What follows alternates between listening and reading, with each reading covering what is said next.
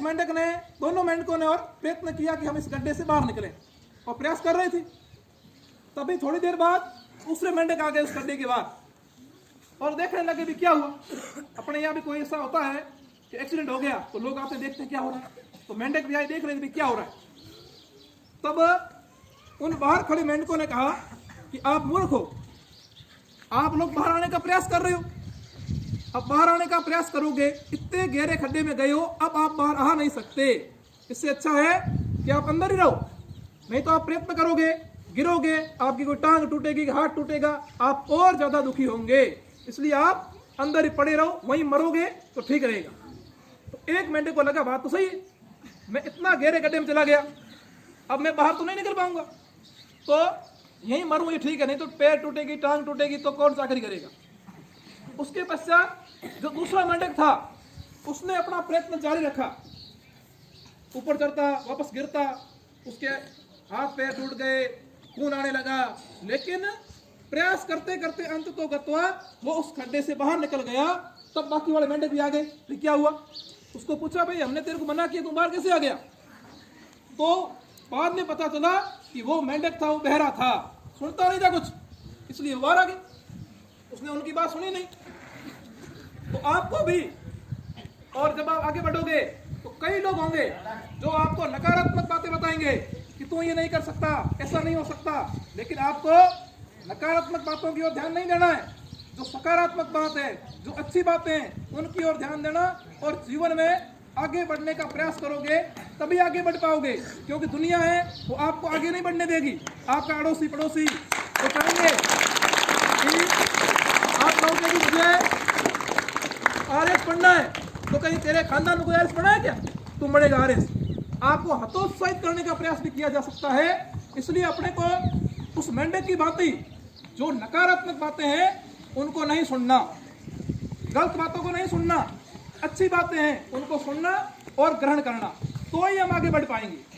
दूसरा, एक बार कोई एक अध्यापक था, उन अध्यापक ने बच्चों को प्रश्न दिए कि आपको गृह कार्य में ये 7 प्रश्न करके आने हैं। सब बच्चे घर गए। एक बालक था, उसने एक प्रश्न अपने किसी मित्र को पूछकर किया, बाकी 6 प्रश्न सारे उसने और स्वयं की। वो विद्यालय आया, अध्यापक ने कॉपी चेक की, तो अध्यापक बड़े प्रश्न हुए कि उसके सातों के सातों प्रश्न सही थे।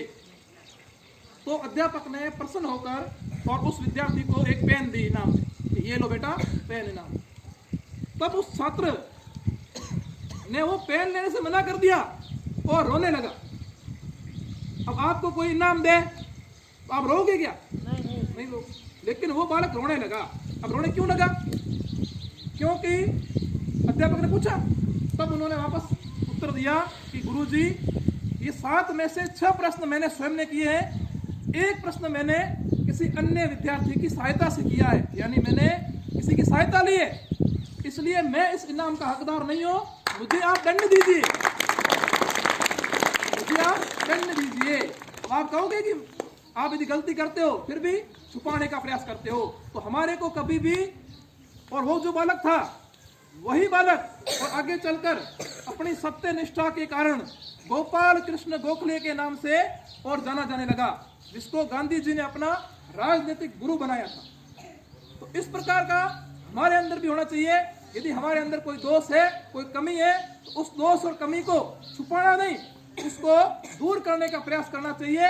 तभी हमारा जीवन निश्चित रूप से और सफलता की प्राप्ति करेगा।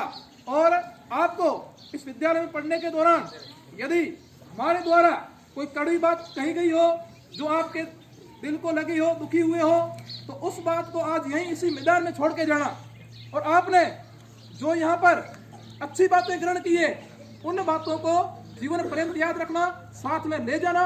और केवल ये नहीं है कि आप आज 12वीं पास कर लोगे उसके बाद विद्यालय से कोई संबंध नहीं है, ऐसा नहीं है। आप समय समय पर यहाँ विद्यालय में आते रहना और हमेशा अपना मेल जोल बना रहे, और आपके भविष्य है वो उज्जवल हो। भारत माता की वंदे।